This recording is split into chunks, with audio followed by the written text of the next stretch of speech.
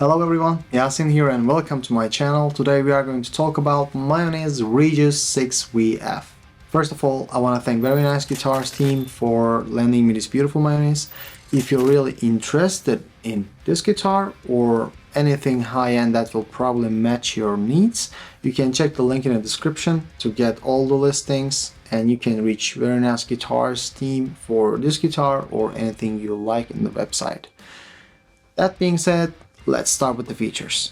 In case I'm gonna forget anything, I have the spec sheet here. I'm going to check it in real time, so please forgive me if I look this direction. Let's start with the body. This is swamp ash and carved beautifully on the back. And in front we have 3A flamed maple, which looks stunning. And an amazing job with the bindings as well. Both back and front is high gloss, including the neck, which has neck through design, and it is 11 piece of maple, mahogany, wench, and amazaque. And in front we can see the ebony fretboard, which has a multi-scale design. This is 25.4 to 27 inches, which is amazing for both soloing and riff stuff. Since I play periphery, I do both, and the tunings are kind of pain, and I don't want to increase the string gauge, so it helps a lot to have a setting like this. The fret is from Ferd Wagner. This is nickel silver frets, and we have this dot design and side dot design kind of together, and here it's black perloids that's used, so it's not luminlay. And the pickups are bare knuckle aftermath set, which sound amazing. You're gonna hear that in a bit, and it's actually split coilable through the volume.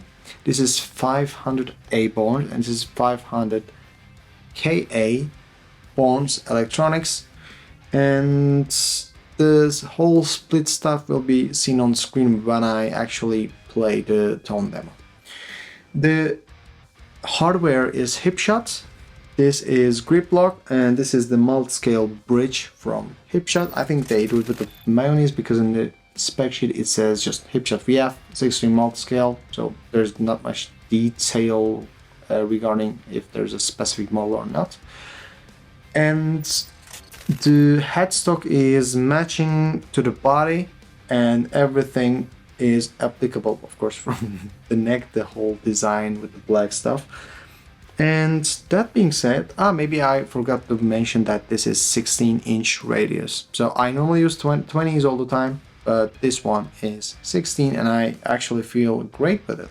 Now you know all the features, let's play some guitar. You're gonna hear the tones in clean, crunchy, and high gain settings.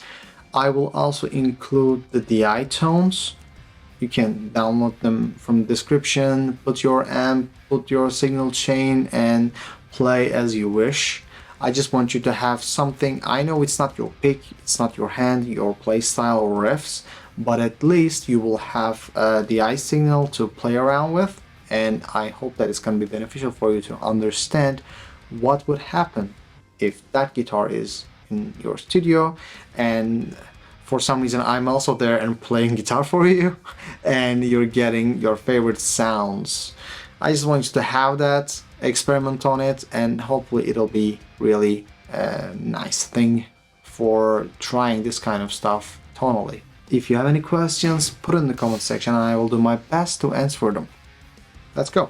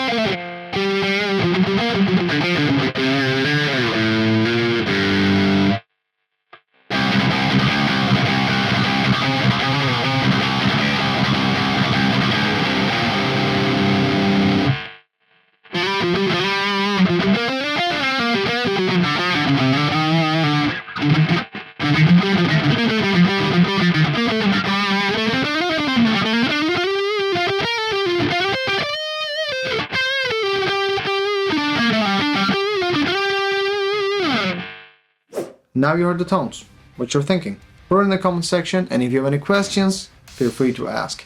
The DIs are in the description. Just check the link, download it, reamp, do whatever you want with it, play around, and hopefully you will put your tonal palettes in those DIs and understand the tonal capacity of this guitar.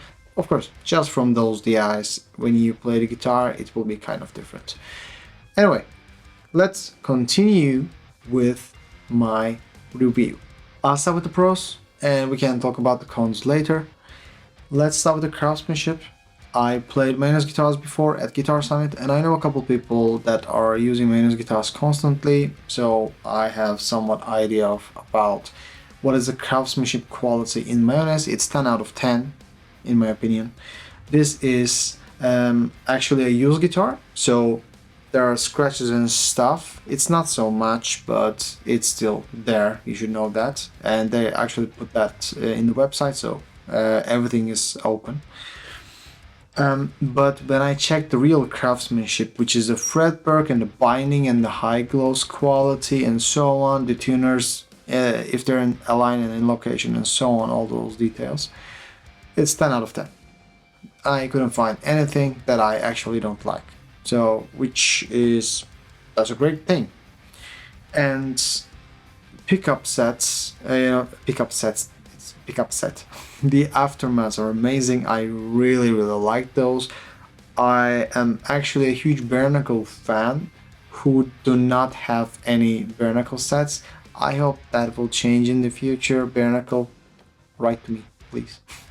And the split option is good. Split tones are actually really good, so I like that. And there's no big gap in the volume. I'm not quite sure they're compensating it. It wasn't in the spec sheet, but I think there could be something. And if not, it's still good because there's no big volume difference in there. I really like that, and the split tones are amazing.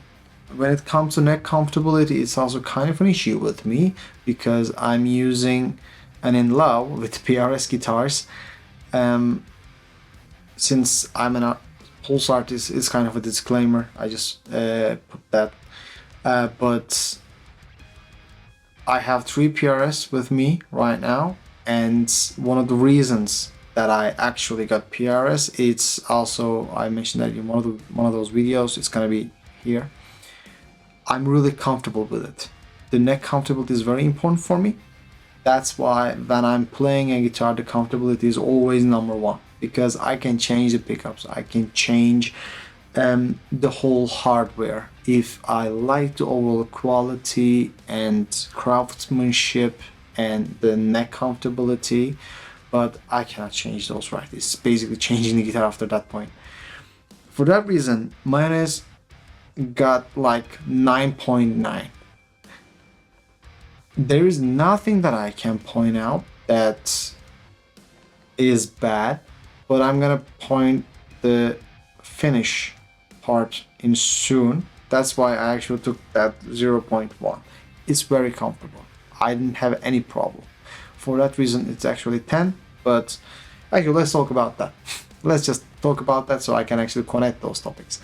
So, I like high gloss finish, but my favorite is satin. I have one fully satin Halpern, and I have Strandberg Pliny, which is also fully satin, and they both are natural finishes, but that's not the point. The satin finish in all the guitar is my favorite, but the crucial part is to have this neck satin. In this guitar, it is high gloss. It's a very small fix that you can do by yourself or with a luthier if you're kind of scared in that stuff. But I would really like if the whole neck is satin finish, even though, you know, not the whole guitar. I would really like if everything is satin, but it's maybe not an option. But I would definitely change the neck. I would just, you know, shave it a little to make it a satin feeling, because in my opinion, and due to my, I don't know, genetics, my playing, whatever you can, you know, name it, it's kind of sticky when I play it. It's not special to this guitar. Every single high gloss neck, I don't like it. So it's kind of a con for me, but maybe it's not for you. And the nickel silver frets, it's kind of a first time that I'm using it. I have fully nickel on PRS and stainless steel on Sunbury Pliny. And my experience on this fretwork and stuff, I really like stainless steel, and I support stainless steel. I really like it. I like the brighter tone. I like no maintainability. I mean, you don't have to maintain it, basically. That's probably not maintainability is not a word, but you don't have to maintain them because it's extremely durable, and string pressure over the years is not damaging it as much as it does to nickel or other materials. And probably it's also a tonal choice, so I totally respect it. And even though this guitar is used, there is no fretwork issue. I already mentioned that, but there's also no fret wear issue. For that reason, I didn't have any problem. But normally, if I'm checking the specs, it's one of the stuff that I'm actually looking for. It's not a must, but it would be really nice to have. But fret wear is not something that you will experience often, especially with the nickel stuff. Like 5 to 10 years, you're kind of fine if you're not going live intensely and constantly. But besides that, I actually don't have any cons. I'm really happy about the whole design, the body design, the back carvings, the wood choices, the pickups. I really like actually everything. I mean, I talked about the cons, but I like the other stuff, which is almost all of the guitar. And it's gonna be really, really hard to send this back because it's an amazing piece of art. Yeah. And bindings are very, very cool. I never had a guitar with binding.